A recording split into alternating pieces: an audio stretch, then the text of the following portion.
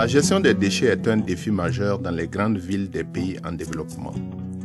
Les municipalités doivent faire face à des quantités croissantes de déchets avec des moyens financiers limités.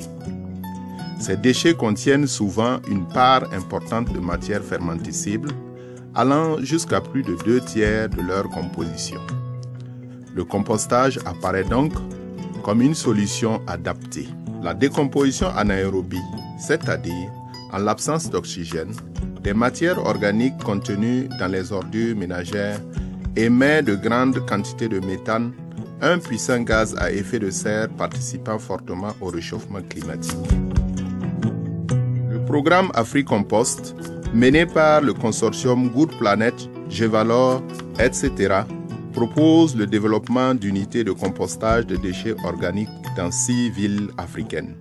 Le tri et le compostage permettent d'améliorer la gestion locale des ordures ménagères, tout en réduisant leur impact sur l'environnement.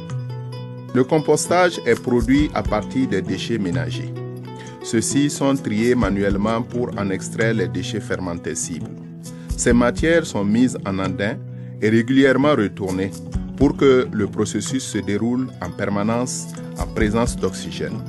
Au bout de 60 jours, le compost est tamisé, puis laissé à maturer encore 30 jours. Enfin, il est mis en sac avant d'être commercialisé auprès des agriculteurs.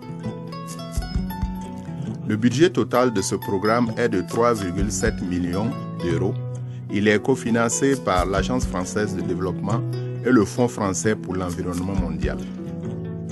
Chef de file du consortium, la Fondation Good Planet est en charge de la valorisation des crédits carbone générés par le processus de compostage. Gevalor et etc.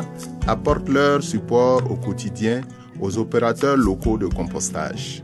Les autres partenaires terrains sont en premier lieu la municipalité, un opérateur de gestion des déchets et d'autres partenaires techniques locaux comme les universités ou les ONG.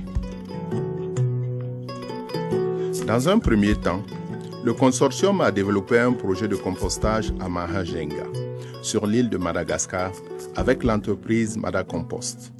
Au vu du bon résultat obtenu, le consortium prévoit de répliquer l'approche dans 2 autres villes africaines. Il s'agit de Lomé au Togo, avec l'opérateur de gestion des déchets Ampro, Chang au Cameroun, avec l'ONG environnementale IRA Cameroun. Au bout de 4 à 6 ans, les opérateurs locaux de compostage seront totalement autonomes. Ils maîtriseront la production et la vente du compost de bonne qualité et le suivi des émissions de méthane nécessaires à l'obtention de crédits carbone. Les bénéfices de la valorisation des déchets sont multiples. Premièrement, sur le plan environnemental, chaque unité de compostage va permettre de traiter environ 10 000 tonnes de déchets par an.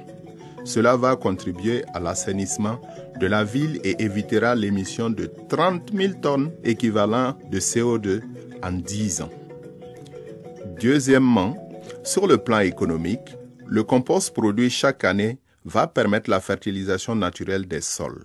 Le compost produit permettra également de réduire la dépendance des agriculteurs aux engrais importés dont les cours mondiaux sont imprévisibles. Enfin, sur le plan social, chaque unité de compostage créera plusieurs dizaines d'emplois directs.